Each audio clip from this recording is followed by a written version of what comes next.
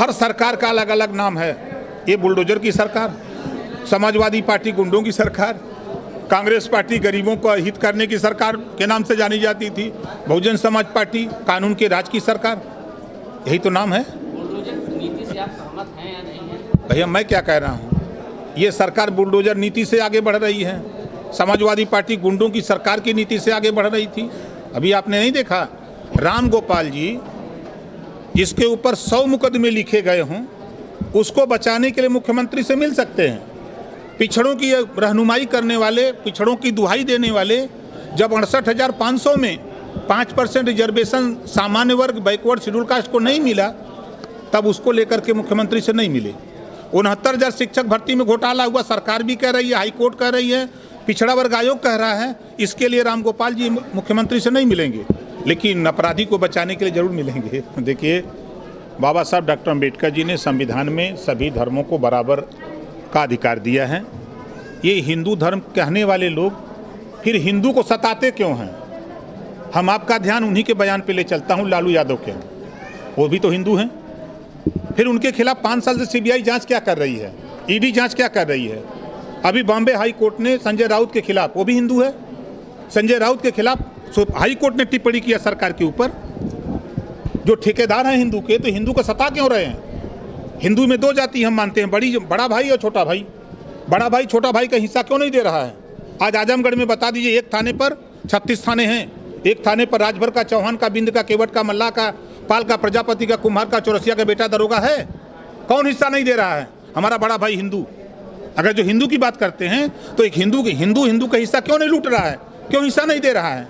एक सिर्फ गुमराह करके वोट लेने की साजिश है। कैसे वोट मिले इसके लिए काम हो रहा है। अभी एक नहीं अनेक लोग जाएंगे, देखते जाइएगा, एक नहीं अनेक जाएंगे। धरातल पे जो खेल हुआ है,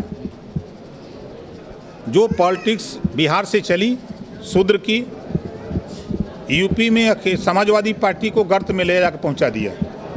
जब उनको समझ में आया कि अब हम डूबने वाले हैं, तब पाबंदी लगी है, तब पाबंदी लगी है।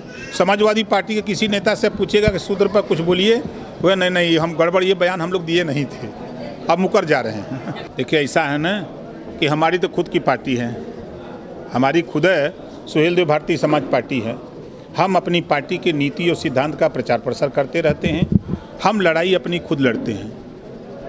ईश्वर, अल्लाह, खुदा उसी की मदद करता है जो खुद अपनी मदद के लिए तैयार होता है। हम अपनी मदद के लिए तैयार कर रहे हैं लोगों को। शिक्षा, स्वास्थ्य, रोजगार, नौकरी, जिसको इस लड़ाई को लड़ना हो आवे, हमारे पीछे खड़ा हो। हम कहाँ मना कर रहे हैं कि मत रहिए, लेकिन ये लड़ाई लड़िए। ये मत लड़िए कि हम आपका हिस्सा लूटेंगे। हिस्सा लूटेंगे तो हम तो तीर लेके खड़े हो जाएं, खबरदार। अच्छा, ये सवाल ये है कि जिस तरीके से राजनीति संभावनाओं से चली जाती है, अभी आपकी नजदीकियाँ कुछ कांग्रेस से भी बढ़ रही हैं, तो क्या ऑप्शन आप लेके चल रहे हैं? अच्छा, कांग्रेस एक पार्टी है ना, राष्ट्रीय पार्टी है, कई स्टेटों में उसकी सरकार है, उसके नेता हैं, तो कांग्रेस का नाम लेना कोई गुनाह है? का कांग्रेस भी है। अरे इस देश में लंबे समय तक कांग्रेस का शासन रहा, इस प्रदेश में शासन रहा है। ये तो सत्ता बदलती रहती है, आज भाजपा की है, कल कांग्रेस की हो जाएगी, परसों किसी और की हो जाएगी। कांग्रेस बसपा और आपका गठबंधन भी संभव है?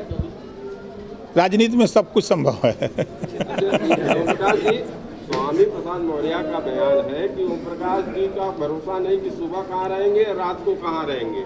देखिए, उनका खुद भरोसा नहीं है। एक साइकिल चोर दूसरे को साइकिल चोर कहता है। बहुजन समाज पार्टी में थे, जग जाहिर है, फिर भाग के गए भाजपा में, फिर भाग के गए सपा में, यही न है। वो करें तो रासलीला, दूसरा करे तो करैक्टर ढीला। बारे मौर्य जी। कल एक बयान और जारी हुआ कि उनकी टुकड़ी रोटी और घी खा के चर्बी और पेट फुला रखे हैं लोग। इशारा तो नहीं बताया, लेकिन इशारों में मंत्री लोगों के ऊपर उन्होंने बोला। बताएं आप। देखिए, अभी तो हम जनता के बीच में हैं, आधी आबादी महिलाओं की है। आपने देखा, आप लोगों के चैनल पे भी चला कि आजमगढ़ मंडल मऊ में हमने कार्यक्रम किया, महिला सम्मेलन। हमने फैजाबाद मंडल में किया, बस्ती मंडल में किया, गोरखपुर मंडल में किया, देवी पाटन मंडल में किया। तब तक आ गया विधानसभा का सत्र, हम उसमें लग गए। तो हम आधी आबादी को तैयार कर रहे हैं। इधर जो वंचित शोषित लोग हैं उनको तैयार कर रहे हैं। आज़ादी के 75 साल हो गए, पत्रकार आयोग का गठन क्यों नहीं हुआ? फोटोग्राफर दुर्घटना बीमा का कानून क्यों नहीं बना? नेता लोगों का तो आप लोग फोटो खींच के खूब दिखाते हैं टीवी पर, लेकिन जब पत्रकार आयोग के गठन की बात आती है तो कोई नेता बोलता है? अगर बोलता है अकेले सदन से लेकर सड़क तक तो ओम प्रकाश राजभर। आप भी के बिरादरी के मंत्री हैं अनिल राजभर, उनका कहना है कि आप मीडिया के मनोरंजन मात्र हैं और कुछ नहीं। देखिए, एक लोडर और लीडर दो चीज़ें हैं। लोडर मालिक की मर्जी से बोलता है, और लोडर मालिक की मर्जी से बोलता है, और लीडर अपनी मर्जी से बोलता है। सामाजिक न्याय समिति की रिपोर्ट लागू करने के लिए सदन चला है, जबान खुली। अनुसूचित जनजाति में शामिल करने के लिए 11 मार्च 2022 को हाई कोर्ट ने आदेश दिया था। सदन में अगर कोई बोला तो ओम प्रकाश राजभर, वो मनोरंजन का साधन है। सामाजिक न्याय समिति की रिपोर्ट लागू करने के लिए सदन में बोला ओम प्रकाश राजभर। किसी नेता की हिम्मत नहीं पड़ी कि कोई बोले। सदन में अगर तेलंगाना में 500 केजी से पीजी कॉलेज खुला है तो उत्तर प्रदेश में भी आबादी के हिसाब से यहाँ भी कॉलेज खुलना चाहिए, केजी से पीजी तक निःशुल्क। अगर बोला तो ओम प्रकाश राजभर। घरेलू बिजली के बिल माफ़ी के सवाल पर अगर सदन में बोला तो ओम प्रकाश राजभर। वही बात तो आपके बीच में बोल रहा हूँ। ये अगर मनोरंजन का साधन है तो मंत्री जी को इस्तीफा दे के घर चले जाना चाहिए था, और जा कर के घर जो है दफला बजाना चाहिए था। कि उत्थान की बात करने वाले अखिलेश जी करते हैं। हम तो कहते हैं पिछड़े दलित के दो दुश्मन, ये दोनों कहते हैं कि भाजपा और कांग्रेस दुश्मन है, तो हम तो कहते हैं अखिलेश और मायावती ये दो दुश्मन हैं। अगर ये दोनों पिछड़े दलित के हितैषी हैं तो फिर अलग अलग क्यों लड़ते हैं? ये दोनों एक क्यों नहीं हो जाते? ये दोनों अपने स्वार्थ में, अपने मुख्यमंत्री बनने के लिए ये पिछड़े दलित अल्पसंख्यक को धोखा दे रहे हैं।